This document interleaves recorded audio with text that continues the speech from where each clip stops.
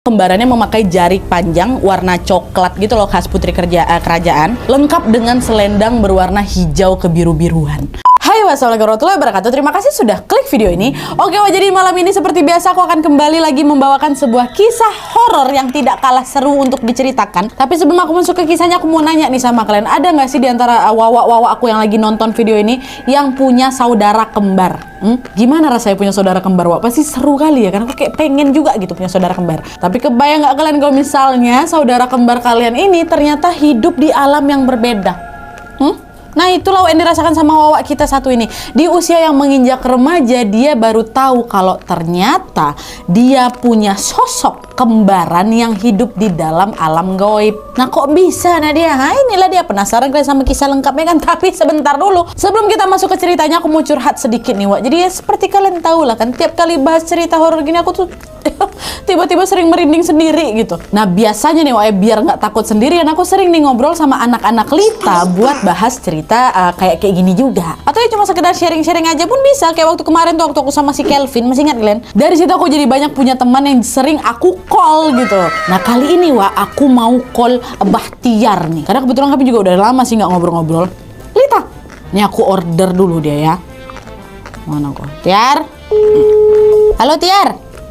Udah lama nggak denger kau. Lagi sibuk kali aku. Kau tahu lah kalau masih nyortir-nyortir kisah horor wawa. Enak, tapi aku dulu pernah ada kejadian serem loh. Masa iya? Belum pernah cerita kayaknya ke kau. Belum cerita lah. Sekalian pemanasan wawa aku sebelum masuk ke kisah utama. Udah aku cerita aja. Gimana? Jadi dulu waktu SMA aku ada study tour gitu di Sukabumi. Nah, kita di sana tuh tinggal di rumah warga tersebut selama seminggu kurang lebih. Terus singkat cerita aja nih, Nat. Jadi waktu malam hari ada satu temanku cewek pengen minta ditemenin ke tempat temennya. Terus? Nah, tempat temennya kan agak jauh dari rumah-rumah yang lain kan. Bisa dibilang rumahnya tuh terpencil gitu. Jadi dia minta temenin aku kan. Akhirnya aku temenin tuh. Tapi emang serem banget sih. Karena kalau udah malam tuh minim banget lampunya. Dan aku tuh cuman kayak dibekalin flash HP aja. Nah, singkat cerita nih, pas aku udah nyampe ke rumah temennya yang terpencil ini, langsung aku mau balik ke rumah tempat aku tinggal. Tapi pas aku mau balik, ibu pemilik ini nawarin, bilang gini, "Mas, mau dianterin gak, Mas?" Terus aku jawab dong, "Gak usah, Bu, aku pulang sendiri aja gak apa-apa." Terus ibunya bilang lagi, "Emang gak takut, Mas?" Terus aku jawab lagi kan, aku bilang, "Enggak, Bu." Walaupun sebenarnya dalam hati agak takut sih. Terus nggak lama ibunya malah cerita, katanya kalau orang sini percaya kalau udah malam tuh sering muncul penampakan kaki panjang. Aku udah mati. Kaki panjang. Ya ampun, orang pengen pulang sendiri malah diceritain yang serem-serem kan. Jadi aku makin was-was tuh. Jadi langsung aja aku inisiatif potong pembicaraan ibunya. "Bu, saya mau balik dulu ya, Bu, takut kemalaman." "Assalamualaikum." Terus ibunya jawab, "Waalaikumsalam." Nah, pulang dah tuh aku sendiri. Merinding kan aku setelah dengar cerita dari ibunya. Tapi tetap kupaksain jalan aja. Sampai di mana aku mulai dengar suara langkah kaki tuh ngikutin aku dari belakang. Ini jelas banget suaranya. Astaga. Karena kebetulan kan habis hujan gitu kan, namanya hutan pasti kalau habis hujan tanahnya agak becek gitu. Jadi kalau ada langkah tuh kedengeran kayak jelas. Kayak apa? Plek-plek gitu, plak-plak gitu suara langkah kaki. Nah, terus setiap aku jalan, langkah kakinya tuh kayak ngejar aku dari belakang. Merinding tuh aku. Terus ketika badan aku jadi kayak patung gitu. Dan gak lama ada lolongan anjing. Kan kalau ada lolongan anjing biasanya dibilang ada pertanda makhluk halus kan? Katanya, betul. Terus aku makin gemeter tuh. Aku cuma bisa baca surat-surat panik aja dalam hati. Tahu bisa digerakin tuh badanku. Terus karena suara langkah kakinya makin jelas dan lolongan anjingnya tuh nggak mau berhenti, di situ aku ambil keputusan buat nengok ke belakang. Dan pas aku nengok, kamu tahu Nat apa yang aku lihat? Apa? Aku emang nggak lihat penampakan sih, tapi aku lihat satu-satunya pohon pisang yang daunnya bergerak, soalnya tuh kayak ngelambai ke arahku gitu. Oh my god. Daunnya tuh kayak ngelambai gitu. Padahal di situ banyak pohon dan gak ada angin juga. Kenapa hanya satu pohon pisang itu aja yang gerak? Tapi setelah aku nengok, suara langkah kakinya tuh udah nggak ada. Dan lolongan anjingnya pun juga berhenti. Terus seketika kakiku udah bisa digerakin lagi. Dan aku langsung buru-buru aja dong pergi dari tempat itu. Tapi by the way makasih banyak ya Wak ya ceritanya, nanti aku call lagi, belum apa-apa aku udah merinding. Nanti kita lanjut lagi cerita-cerita, siapa tahu kisahku bisa masuk ke HW ya kan. Masuk ke HW. Iyalah. Oke Nat, lancar-lancar ya. Iya Wak, makasih banyak ya, nanti kita telepon lagi. Oke, makasih sekali lagi. Sama-sama Nat. Memang betul-betul membantu kali aplikasi Lita ini Wak. Kalau misalnya kalian lagi pengen juga punya teman ngobrol kayak kami tadi, bisa langsung di calling aja Wak, sesimpel dan semenyenangkan itu. Buat kalian yang tertarik jangan lupa download aplikasi Lita, linknya sudah aku sertakan di description box di bawah. Kalau misalnya kalian mau tahu lanjutan kisah si Bahtiar tadi, calling aja si Bahtiar, masih ada juga Bahtiar sama talent-talent lainnya Wak. Rasain sendiri lah gimana serunya ngobrol sama mereka ya. Nah setelah ngobrol sama Bahtiar, aku jadi lebih semangat ini Wak, buat menceritakan KHW malam ini ke kalian. Jadi, tanpa berlama-lama kita langsung masuk ke ceritanya. Check it out.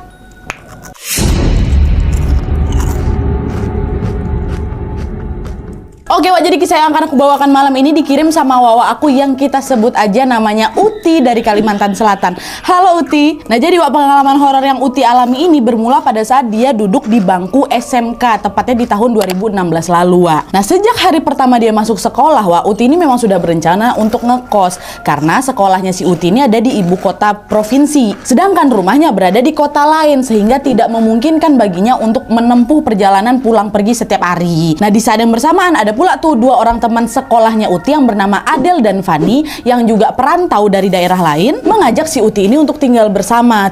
Daripada kau ngekos sendirian, kita ngontrak barengan aja lah yuk Wak, biar lebih hemat nanti, katanya kayak gitu. Nah mendengar ajakan itu, Uti pun segera mengiyakan dengan senang hati Wak. Ya, udah kira pengen ngontrak nih mereka bertiga kan. Nah setelah beberapa saat mencari, akhirnya mereka menemukan sebuah rumah yang jaraknya memang tidak terlalu jauh dari sekolah mereka. Mereka pun langsunglah menanyakan beberapa hal kepada pemiliknya, sekaligus juga survei lokasi. Dan setelah mempertimbangkan dengan matang Wak, mereka pun akhirnya memutuskan untuk mengontrak di rumah itu gara-gara beberapa alasan. Pertama, secara harga masuk nih mau budget mereka. Nah yang kedua, karena pemilik rumah itu yang bernama Bu Safi tinggal bersebelahan Wak dengan rumah kontrakan tersebut. Dan kedua hal itulah yang akhirnya membuat mereka semakin mantap untuk mengontrak di sana.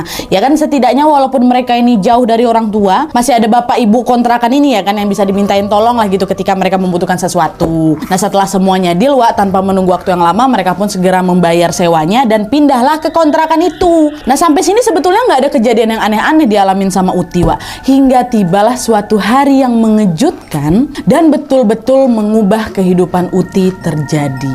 Nah jadi ceritanya hari itu adalah hari di mana Uti masih berada di sekolah dan mengikuti aktivitas belajar seperti biasanya Wak.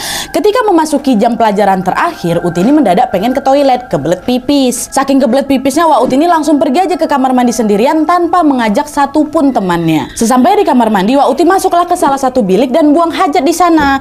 Ketika berada di dalam bilik itu, samar-samar Uti ini mencium ada bau semen basah gitu Wak, yang khas sekali dengan bangunan baru tuh loh. Nah Uti yang kaget langsung bergumam, kok aku nyium bau semen ini? Aku salah masuk kamar mandi apa ya? Katanya. Tapi waktu itu Uti nggak ngambil pusing Wak, dan dia tetap melanjutkan aktivitasnya itu kan. Nah setelah selesai, Uti pun langsung keluarlah dari bilik kamar mandi dan kembali menuju ke kelas. Baru beberapa langkah aja dia keluar dari kamar mandi itu Wak, secara tiba-tiba Uti ini dilanda rasa sakit kepala yang luar biasa kali. Dan nggak cukup sampai di situ aja Wak, tubuh Uti ini juga mendadak menggigil sampai keluar butir-butiran keringat dingin tuh loh, tahu kalian kan? Nah merasa dirinya nggak enak badan kan, Uti pun langsunglah kembali ke kelas ya, buru-buru nih supaya rasa sakit yang diderita ini segera hilang. Dan sesampainya di kelas Wak, Adel kawan kontrakan yang memang duduk di samping Uti itu pun memandang si Uti dengan tatapan keheranan. Nggak apa-apa kau? Waktu itu Adel ngeliat si Uti ini pucat kali Wak, macam orang yang belum sarapan seharian tuh loh. Nah Adel yang khawatir pun langsung nanya, kau dari mana Ati? Kok lama kali kau? Dari toilet belakang, aku udah kebelet pipis tadi. Lah, emang toilet itu bisa dipakai, kata si Adel Wak. Bisa kok, barusan aku pipis di situ.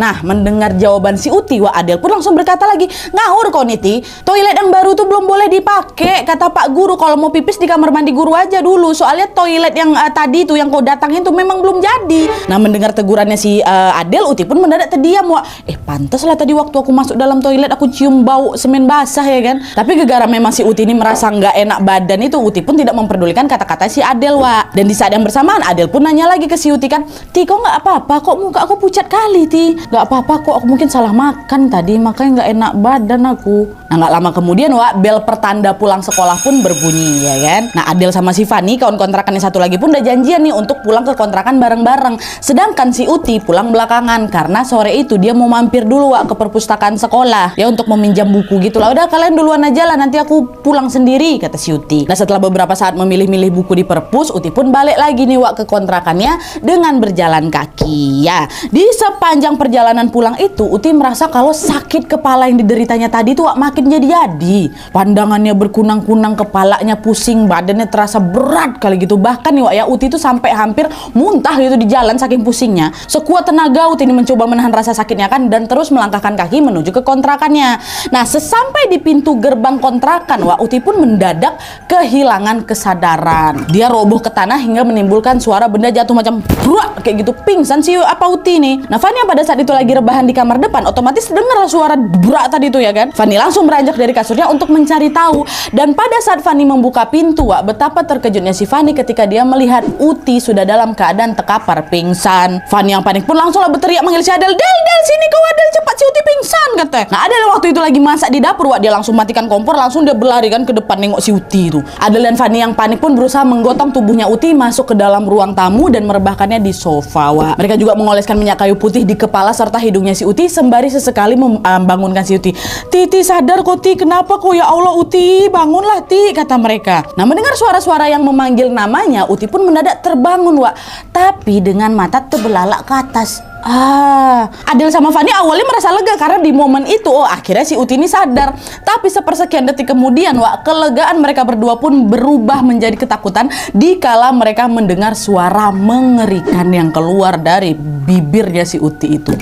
Dengan suara berat macam laki-laki nih ya. Uti mendengus sambil melotot. Katanya gitu. Nah Adel yang posisinya berada di tepat di samping Uti langsung bilang, alah kesurupan dia nih Fani. Astagfirullah Ti sadarlah Ti kau. Halo Ti.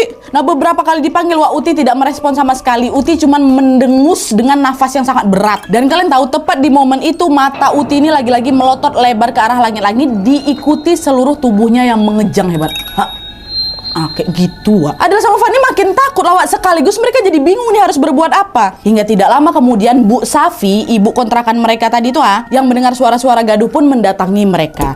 Dan setelah melihat kondisinya Uti, beliau pun langsung bertanya, itu Uti kenapa tuh? Kami nggak tahu Bu, tadi dia pingsan, sekarang tiba-tiba kesurupan deh kata si Adel. Dan tanpa berlama-lama Ibu Safi pun langsung pergi memanggil seorang ustadz yang bernama Pak Saleh yang memang masih bertetangga dengan mereka Dan sekedar informasi, Pak Saleh ini juga merupakan salah satu ustadz terpandang gitulah di kampung wilayah mereka tuh. Dan selain menjadi imam di masjid beliau ini juga memiliki kemampuan spiritual gitu ya. Nah baru sampai di depan rumah Pak Saleh Bu Safi dengan tergopoh-gopoh pun langsung berkata, Pak tolong Pak itu anak di kontrakan saya tuh macam-macam kesurupan Pak. Kami udah coba nyadarin dia tapi belum juga berhasil kata Bu Safi. Nah mendengar keluhan itu Pak Saleh pun langsung bergegas mengikuti langkahnya Bu Safi menuju ke kontrakan. Nah sesampai di kontrakan Pak Saleh pun dikejutkan dengan keadaan Uti yang janggal.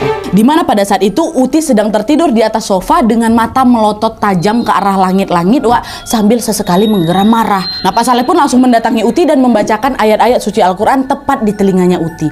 Tapi bukannya menghilang, sosok yang merasuki si Uti ini justru meraung kencang kali. Berdiam! Ikam kada usah umpatan. Ini urusan aku lawaninya. Pakai bahasa Banjar Dan yang janggalnya adalah suara tersebut terdengar seperti suara seorang nenek-nenek. Adel sama Fani pun langsung pandang-pandangan dengan tatapan heran. Tadi kan suaranya laki-laki, ngapa berubah jadi nenek-nenek nih Nggak tahu aku, udah tunggu aja lah, tengok aja lah Pak Saleh itu berdoa kau kata si Adel. Iya kan tadi kan pertama kali itu suaranya berat macam laki-laki. Nah sekarang berubah jadi suara nenek-nenek. Dalam mereka berdua tetap diam sembari ikut membacakan lantunan ayat-ayat suci Al-Quran.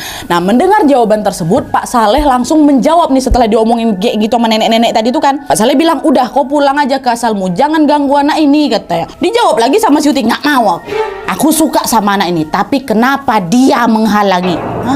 Dia? bertahan. Dan meskipun sulit mengusir sosok itu, Pak Saleh pantang menyerah. Beliau tidak henti-hentinya berdoa dan meminta semua yang ada di sana untuk bersama-sama membaca ayat suci Al-Quran. By the way, dah ramai tuh di kontrakan tuh, nggak cuma mereka berempat aja. Ada beberapa warga juga yang ikut membantuin si Uti nih. Dan alhamdulillahnya beberapa saat kemudian sosok nenek tua yang merasuki Uti pun menghilang. Tapi Uti masih dalam keadaan terpejam, Wak, dan tubuhnya masih belum bisa digerakkan sepenuhnya. Dan 1 detik kemudian Uti menggumam dengan suara yang sangat halus sekali. Tahu kalian yang ngomong apa? Sudah kada apa-apa, ulun bisa aja sorangan. Mengu inyak nih nang tadi sudah ulun bawa. Berubah lagi, Wak, suara lembut kali kata mereka. Nah, mendengar Uti yang tiba-tiba berkata demikian membuat Pak Saleh jadi kaget bukan main juga, Wak. Kok berubah lagi dalam hati beliau kan? Dan akhirnya beliau pun bertanya, astagfirullah, ini siapa lagi nih? Jangan kamu ganggu anak ini. Nah, masih dengan suara yang halus, Wak, sosok yang ada dalam tubuhnya si Uti ini ngomong apa? Aku dan anak ini sudah menjadi satu. Kami tidak bisa dipisahkan. Aku adalah sosok yang sudah menjaganya sejak lahir, kata si Uti.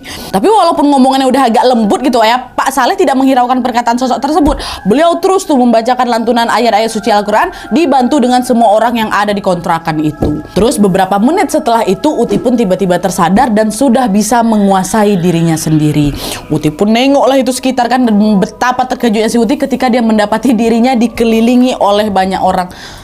Ngapa rame kali di sini? Perasaan Uti juga semakin gak enak ketika mendapati Adel sama Fani kawan kontrakan ini ya menangis tepat di sisinya. Sementara itu Pak Saleh yang sudah mendapati Uti tersadar langsung melontarkan satu pertanyaan aneh. Nak, kamu bukan orang sini ya, kata Pak Saleh kan. Nah, mendengar pertanyaan Pak Saleh, Uti pun cuma ngangguk pelan aja. Iya, Pak. Dan setelah itu gantian Bu Safi yang berpesan kepada Adel sama Fani. Mbak Adel, Mbak Fani, saya minta tolong nanti teleponin orang tuanya Uti ya. Ceritakan kejadian hari ini ke mereka. Dan lebih baik lagi kalau orang tuanya Uti ketemu sama Pak Soleh. Ada yang mau Bapak sampaikan kan, Pak? Kata Bu Safi. Bu Safi ini seperti udah tahu sesuatu gitu, Wak. Iya, tolong ya nak ya. Tolong telepon orang tuanya si Uti datang ke sini, nanti ketemu Bapak, kata Pak Saleh. Adel sama Fani pun mengangguk pelan seraya mengiyakan permintaannya Bu Safi sama Pak Saleh. Dan setelah mereka memastikan keadaan Uti baik-baik saja, Wak, Pak Saleh sama Bu Safi pun berpamitan pulang sembari mengingatkan agar orang tuanya Uti datang ke rumah Pak Saleh. Ingat ya nak ya, suruh mereka datang. Nah, Uti yang kebingungan dengan apa yang terjadi pun langsunglah bertanya kepada kedua orang temannya ini kan, semua udah pada bubar tuh. Dan nanya kedua kawannya, tadi aku kenapa orang tua aku disuruh ke sini, kata. Kok nggak tahu Ti, dari tadi tuh kok kesurupan. Kayak memang ada tuh beberapa sosok yang masuk ke dalam tubuh kau, tau kau. Nah, mendengar penjelasan dari si Adel, seketika Uti pun langsung merinding bukan main, Wak. Karena apa? Karena hari itu merupakan pertama kalinya Uti ini mengalami kesurupan. Sebelum-sebelumnya aku sama sekali nggak pernah kesurupan, Nat. Nggak usah lah kesurupan, merasakan hal-hal goib kayak gitu tuh nggak ada. Mana-mana aja hidup aku tuh, kata si Uti. Dan akhirnya pada malam itu, mengikuti sarannya Pak Saleh dan Bu Safi, Uti lah yang langsung nelpon kedua orang tuanya dan meminta mereka untuk mengunjunginya besok. Waktu ditelepon tuh memang Uti belum menceritakan perihal serangkaian peristiwa yang dialaminya sore itu, Wak. Uti cuma bilang, Mama, Papa, pokoknya langsung datang ke sini ya, tengok Uti. Ada sesuatu yang mau Uti ceritakan, kata si Uti. Dan orang tuanya si Uti yang khawatir ada hal buruk yang menimpa anaknya pun langsung berjanji akan mengunjungi si Uti besok pagi.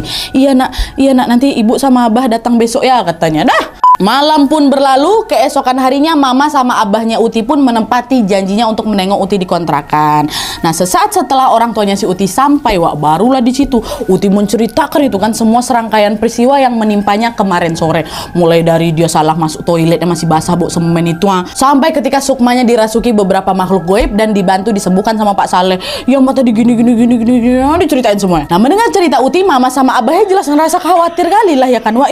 Nah, kenapa kamu kok bisa jadi kayak gitu? Ayolah kita langsung pergi ke rumah Pak Soleh. Penasaran Mama kenapa kamu nih, kata. Dan akhirnya mereka pun bergegas pergi ke rumah Pak Soleh untuk berkunjung sekaligus juga menyampaikan rasa terima kasih. Nah, seusai sholat zuhur, Wak, keluarga Uti pun bertamulah ke rumah Pak Soleh yang memang tidak jauh dari kontrakan. Sesampainya di sana, Pak Soleh pun langsung menyambut kedatangan mereka dengan hangat. Ibu, bapak, mari silakan masuk. Pak Soleh dan orang tuanya pun berbasa-basi lah sebentar gitu kan, sebelum akhirnya Pak Soleh mulai membahas perihal kesurupan Uti. Dengan hati-hati beliau pun bertanya, Bapak, Ibu, maaf kalau boleh saya bertanya, Uti ini anak Bapak Ibu yang keberapa ya? Oh, Uti ini anak pertamanya saya, Pak. Emangnya kenapa ya, Pak? Pak Soleh pun langsung terdiam sebentar, tua, dan kemudian bertanya lagi, Ibu atau Bapak apakah punya garis keturunan dari leluhur? Nah, Bapak Uti jawab, oh garis keturunan ada sih Pak dari orang tua kami, tapi kami nggak pernah lagi terlibat dengan hal-hal semacam itu, kata abahnya kan. Dan sekedar informasi, Wak, garis keturunan itu macam pegangan leluhur gitu loh yang diturunkan lintas generasi, tahu kalian kan? Dan dari obrolan itu juga orang tuanya si Uti ini menjelaskan bahwa nenek moyang dari pihak abahnya pernah memiliki pegangan goib berupa buaya putih, Wak. Sedangkan dari pihak ibunya Uti, mereka punya pegangan yang konon katanya berupa selendang milik seorang putri kerajaan asli Kalimantan yang hidup di masa lalu dan dikenal memiliki kesaktian gitu, Wak. Ada namanya, boleh kalian Google sendiri ya. Dan meskipun hidup di masa lampau, Wak, keberadaan putri kerajaan ini masih sangat dihormati gitu loh oleh beberapa masyarakat Kalimantan sampai hari ini. Ya, nah mendengar jawaban dari kedua orang tuanya si Uti, Pak Soleh pun berkata lagi, ini sebenarnya ada sesuatu yang perlu Bapak dan Ibu tahu, Pak. Tapi perlu saya tekankan, Pak ya, kalau saya tidak bermaksud mengganggu garis keturunan kalian. Di sini saya cuma bisa bertindak sebagai perantara saja, Pak ya, katanya. Nah, mendengar pernyataan dari Pak Soleh, kedua orang tuanya si Uti pun saling bertatap-tatap, Wak, dengan wajah kebingungan.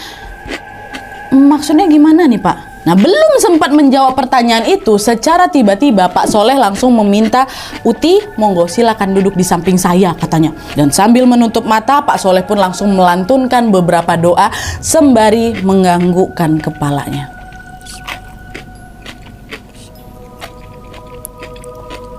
Nah, kayak gitu. Dan setelah itu beliau mengusap kepalanya si Uti sambil membaca ayat suci Al-Quran, Wak. Dan di momen itulah Pak Soleh baru akhirnya menceritakan suatu kisah yang sama sekali tidak pernah terbayangkan oleh keluarganya si Uti, Wak. Kalian tahu, pada saat itu Pak Soleh berkata dengan lembut, Bapak, Ibu, jadi begini. Uti ini ternyata bukan anak pertama, Pak. Uti punya seorang kakak atau lebih tepatnya kembaran yang umurnya selisih dikit aja dari Uti. Tapi sayangnya sebelum kembaran itu lahir bersama Uti, dia sudah dibawa ke seberang atau ke dunia goib. Itu kata Pak Soleh, Wak. Nah, mendengar penjelasan Pak Soleh, kedua orang tua si Uti terkejut lah bukan kepala. Masya Allah, Pak, betulan nih, Pak. Selama ini kami nggak pernah tahu loh, Pak, kalau Uti ini aslinya kembar. Waktu istri saya melahirkan cuma satu bayi aja yang keluar, Pak, bukan dua. Pokoknya kedua orang tua si Uti ini masih bertanya-tanya dan terus menuntut penjelasan dari Pak Soleh tuh, Pak. Ya kalian bayangin aja lah, orang tuanya si Uti ini menganggap ya Uti itu anak pertama mereka, keluar cuma satu. Mereka nggak pernah tahu kalau ternyata si Uti ini kembar. Terus kayak mana pula bisa punya kembaran tiba-tiba, ya kan? Nah, melihat kedua orang tua Uti yang kaget, Wak, Pak Soleh pun kembali lagi menjelaskan berdasarkan penglihatan mata batin beliau, Wak, ya. Nah, jadi, Wak, menurut Pak Soleh, pada saat mamanya Uti sedang hamil, sebetulnya ada dua buah janin, Wak, di dalam rahimnya beliau, yaitu Uti sama kembarannya si Uti.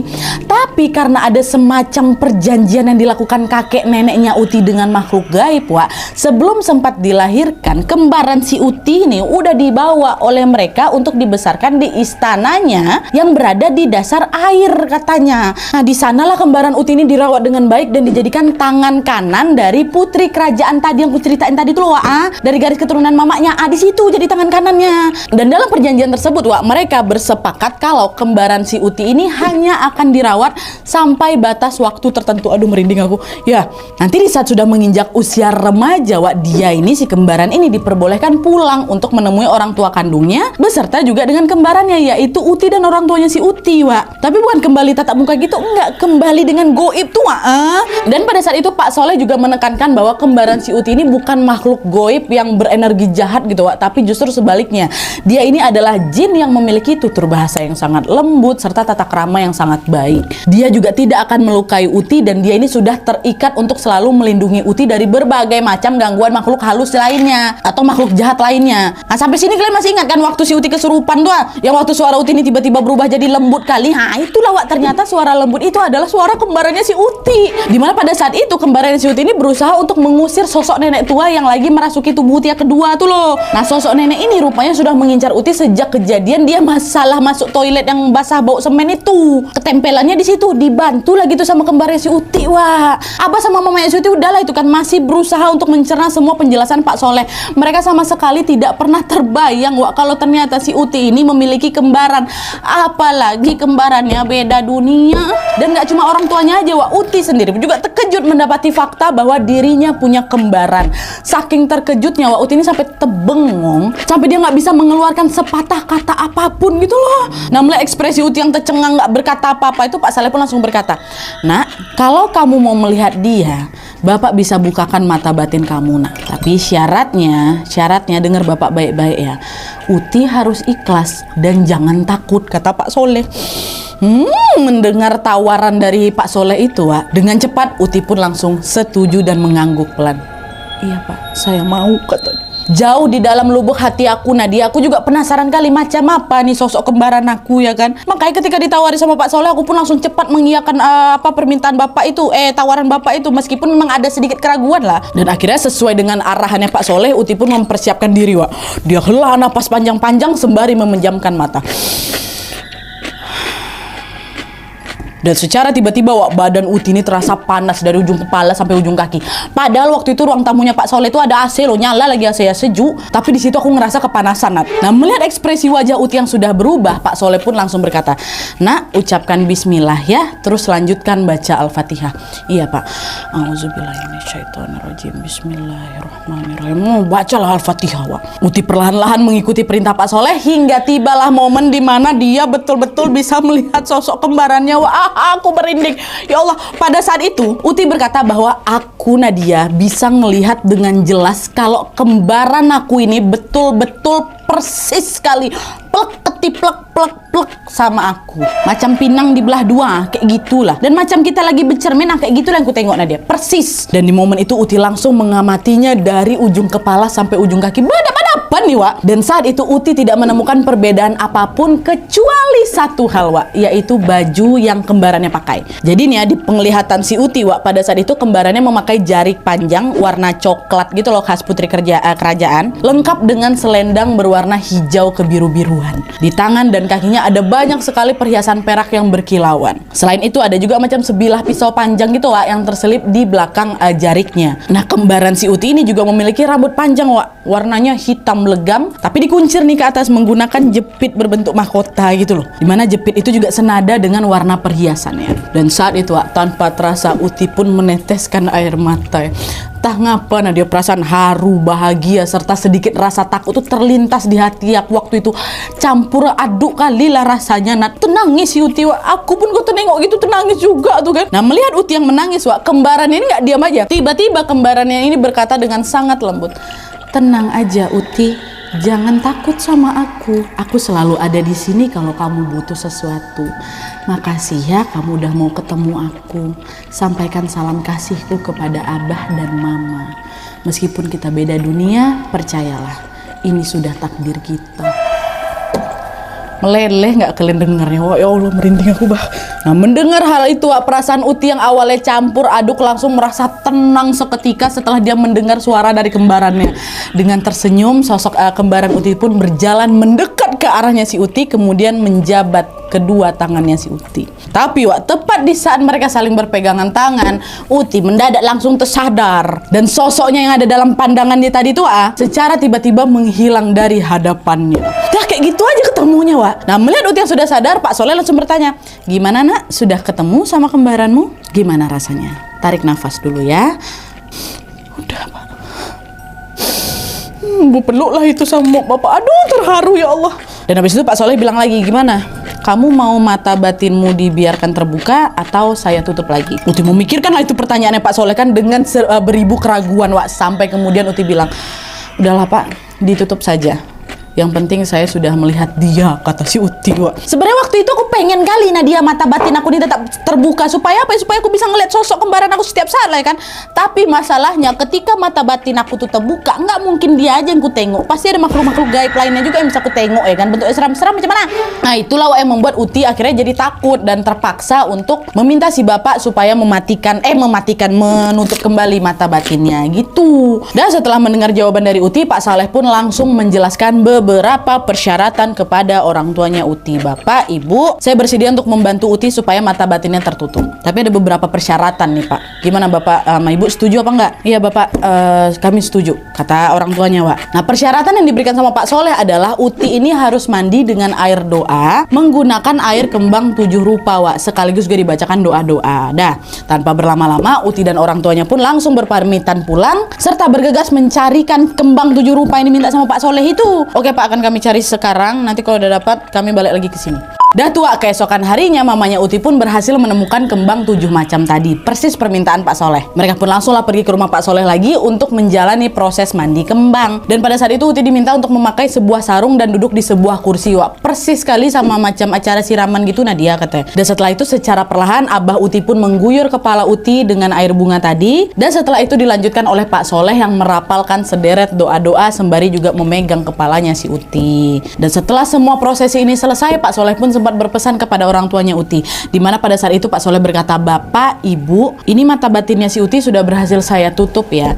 Kalau misalnya ada keanehan yang terjadi sama Uti atau wajahnya Uti secara tiba-tiba tampak berbeda dari biasanya, mohon diingat bahwa itu bukan Uti, tapi kembarannya. Tapi yang perlu kamu ingat Uti, meskipun kamu sekarang sudah tidak bisa lagi melihat sosok kembarannya, dia masih akan selalu mengikuti kamu kemanapun dan kapanpun. Jadi ternyata Pak Soleh ini tidak bisa mengusir sosok kembaran itu mentah-mentah Wak. Gegara apa? Karena mereka berdua ini memang sudah terikat satu sama lain gitu loh, walaupun hidup di dua alam yang berbeda. Gitu Pak ya, Uti? Iya Pak. Baik, jadi nggak bisa total langsung ditutup mata batinnya gitu loh Wak, nggak bisa. Dan semenjak proses mandi kembang itu Wak, Uti sudah tidak lagi melihat kembarannya secara langsung. Akan tetapi ada saat-saat dimana Uti ini bisa merasakan kehadiran sosok kembarannya itu Wak. Ini aku ceritain, ada 2 kisah yang diceritain sama si Uti. Jadi ceritanya Wak, pada saat itu di suatu hari Uti ini lagi pergi bersama teman-temannya untuk berwisata ke sebuah makam salah seorang tokoh penyebar Islam di Kalimantan Selatan. Nah di area wisata makam tersebut Wak, terdapat sebuah masjid dan juga sebuah museum yang jaraknya saling berdekatan. Dan setelah berziarah di makam itu, Uti dan teman-temannya pun lanjut mengunjungi museum. Dan waktu masuk, mereka pun berkeliling Wak, sembari melihat-lihat peninggalan sejarah yang ada di sana. Dan ternyata di museum itu ada satu ruangan yang secara spesifik membahas tentang putri kerajaan asli Kalimantan yang aku ceritain di awal tadi tuh loh Wak. Nah ketika memasuki ruangan tersebut, salah seorang teman Uti bilang, Wak, di sini kok hawanya pengap kali sih katanya. Ya Wak ya, suasana juga beda daripada ruangan sebelah, kata kawannya satu lagi. Nah tapi Wak, di situ Uti sendiri justru merasakan sesuatu yang berbeda. Pada saat dia memasuki area tersebut Wak, bukannya merasa pengap aku Nadia, aku justru merasakan semilir udara dingin yang segar kali kayak gitu. Beda sama kawan-kawan yang lain Wak. Dan selain itu juga Uti sempat merasa terpesona dengan beberapa peninggalan yang ada di sana. Dan tanpa sadar dia pun berhentilah Wak di suatu titik sembari terus memandangi sebuah lukisan bergambar sosok sang putri yang tergantung di dinding museum itu. Uti terus pandangi lukisan itu kan Wak, sambil tersenyum-senyum kecil. Gitu, dia macam kembali teringat sama kembarannya gitu loh Wak. Nah teman-teman yang melihat tingkah Uti senyum-senyum depan lukisan itu pun langsung negur, kau ngapain senyum-senyum kayak gitu, Uti kesambat kok nanti. Mendengar teguran itu Uti pun hanya bisa diam dan melanjutkan kembali melihat-lihat peninggalan yang lain. Nah sampai suatu ketika Wak, Uti ini melihat ada sebuah ranjang nih yang dihias dengan indah seperti tampak macam singgasana gitu loh Wak. Nah disinilah kejanggalan berikutnya terjadi Toklet. Jadi lagi-lagi tanpa sadar Uti ini justru naik Wak ke atas ranjang itu sambil duduk besimpuh, betul-betul duduk besimpuh macam orang lagi mau sungkem tuh. Padahal nih Wak ya, salah satu peraturan di museum tersebut, para pengunjung dilarang menyentuh apalagi menaiki benda-benda yang ada di dalamnya. Selain karena khawatir benda-benda peninggalan tersebut rusak, bisa jadi setiap peninggalan sejarah yang ada di museum itu kan ada penunggunya ya kan. Makanya kawan-kawannya si Uti langsung terkejut nengok si Uti naik ke atas ranjang tuh. Nah salah seorang temannya si Uti langsung ditepuk pundaknya si Uti. Ti, jangan kau naik ke situ. Aduh, kalau ada apa-apa sama aku macam mana, Uti? Dan kalian tahu, dengan tenang Uti ini menjawab, nggak apa-apa kok, aku udah biasa begini, katanya. Dan sedetik kemudian Wak, Uti pun langsung mendadak tersadar dan terheran-heran sama ucapannya sendiri. Bentar, kok bisa aku ngomong kayak gitu tadi? Langsung merinding hebat Nadia, badan aku dari ujung kepala sampai ujung kaki tau kau. Nah teman-teman Uti yang menyadari perubahan itu pun langsung mengajak, Ti, udah keluar kau dari situ, udah kita balik aja lah dari sini. Aku pun ampun, tak macam-macam, nanti ada pula orang nengok, kau cepat keluar. Dan ketika Uti bersama teman-temannya sudah berada di luar museum, disitulah Wak Uti kembali merasa baikan alias udah macam gak gemetar lagi gitu loh badannya. Dan di saat yang bersamaan juga Uti tiba-tiba teringat perkataan Pak Soleh, di mana beliau sempat bilang kalau kembarannya si Uti ini merupakan tangan kanan dari sang putri, ya kan. Nah, kemungkinan Nadia si kembaran itulah yang sedang meminjam raganya Uti sementara untuk bersimpuh di atas ranjang sang tuan putri tanpa Uti sadari. Ya Allah, merinding aku. Dan selain kejadian di museum itu, Wak Uti ini juga masih merasakan kejanggalan-kejanggalan lainnya, di mana pada suatu hari si Uti ini lagi bercermin lah gitu ya kan. Nah, waktu dia lagi bercermin itu, Wak, yang Uti lihat di pantulan cermin bukan dia, melainkan sosok kembarannya, Wak, datang lagi. Nah, kok bisa tahu Nadia itu kembarannya? Nah, itu dia, Wak, setiap kali si Uti ini bercermin, dia kan selalu pasang wajah datar tanpa ekspresi gitu kan. Ya sewajarnya orang mau bercermin lah, Wak. Kan jelas-jelas nggak berekspresi aneh-aneh sama sekali kan, ya udah. Nah gitu. Tapi Wak, beberapa detik kemudian Uti ini baru menyadari kalau ekspresi wajah yang terlihat di cermin itu mendadak berubah menjadi wajah yang tersenyum tipis. Tapi wajah dia, paham kan? Pada waktu itu aku lagi nggak tersenyum loh. Nah, dia ngapain aku tersenyum depan cermin? Nah, di momen itulah Wak Uti merasa bahwa yang terlihat di bayangan cerminnya adalah kembarannya yang mungkin sedang ingin menyapa si Uti. Jadi bercermin kayak gini kan. Nanti pantulannya gitu. Ya Allah, aku jadi takut bercermin. Dan selain kejanggalan-kejanggalan tadi, Wak, ada satu perubahan dalam dirinya Uti yang cukup signifikan gitu loh, semenjak dia ini tahu kalau dia punya kembaran goib. Dimana Uti ini menjadi lebih peka ketika ada seseorang yang berniat untuk mencelakai dirinya, Wak. Jadi semacam udah punya firasat duluan gitulah. Nah, setiap kali dia kesal sama orang nih, orang yang dia kesal ini jadi agak takut sama Uti. Gegara Uti itu macam pasang macam diplototinnya tajam gitu loh, Wak. Padahal jelas-jelas bukan itu yang kulakuin. Adikku tengok dia biasa aja. Jadi bukan Uti yang melakukan itu, Wak, melainkan si kembaran goibnya inilah yang tidak terima Uti ini diperlakukan buruk gitu. Serentetan kejanggalan tersebut pun sesekali masih dialami Uti sampai hari ini, Wak, yang artinya sosok kembaran Uti ini masih terus mengikuti dirinya. Dan kalau sampai di akhir cerita ini ada yang penasaran siapa Nadia nama kembarannya si Uti? Aku juga penasaran, Wak, tapi sayangnya sampai saat ini pun Uti nggak tahu nama kembarannya. Karena pada saat pertama kali bertemu itu, Wak, Uti ini belum sempat menanyakan namanya. Tapi bagi Uti namanya udah nggak begitu penting. Yang penting dia tetap berada di sisinya si Uti sampai sekarang itu. Nah, ini percaya nggak percaya, Wak, ya, wallahu alam. Aku kembalikan lagi ke kalian. Di sini Uti hanya ingin berbagi cerita. Aku juga hanya ingin menceritakan kembali pengalaman-pengalaman yang memang Uti rasakan bersama kembaran goibnya. Tidak ada yang kukurangi dan tidak ada yang kulebih-lebihkan, ya, Wak, ya. Oke, Wak, jadi itu tadi cerita dari Uti yang sejak sebelum lahir ternyata punya sosok kembaran beda dunia. Waktu ngebawain kisah ini jujur aku merasa kaget, takjub, sekaligus juga terharu gitu loh. Aku nggak kebayang ya gimana rasanya jadi Uti. Sejak kecil sampai dewasa, taunya sebagai anak pertama, tapi ternyata punya seorang kembaran. Untungnya pula kembarannya si Uti ini sosok yang baik-baik, Wak, ya. Sosok yang katanya selalu bersama dan menjaga Uti kemanapun dia berada. Menurut kalian gimana cerita KHW kita malam ini? Seru? Beda daripada yang lain, Wak, ya? Bagian mana yang bikin kalian merinding? Atau mungkin kalian punya pengalaman horor yang tidak kalah menyeramkan daripada ini? Tidak kalah mengharukan juga? Boleh langsung kirim aja semua ceritanya selengkap mungkin, terus sertakan judulnya juga. Kirim ke email di bawah dengan subjek kisah hororku plus judulnya, sertakan juga nomor WhatsApp sama Instagram kalian supaya nanti kami gampang hubungin kalian waktu kisah kalian di-up di video selanjutnya. Oke, Wak, jadi sekian dulu videonya. Jangan lupa download aplikasi Lita, linknya udah aku sertakan di description box di bawah, Wak, ya. Dan kalau misalnya kalian suka video ini, klik like-nya, jangan lupa komen di bawah dan saran-saran untuk video selanjutnya. Jangan lupa nyalain notifikasinya supaya kalian tahu kalau aku upload video baru, and as always jangan lupa untuk klik tombol subscribe supaya kalian sama-sama tahu informasi menarik dan menegangkan dari channel aku. See you next video, Wak. Bye.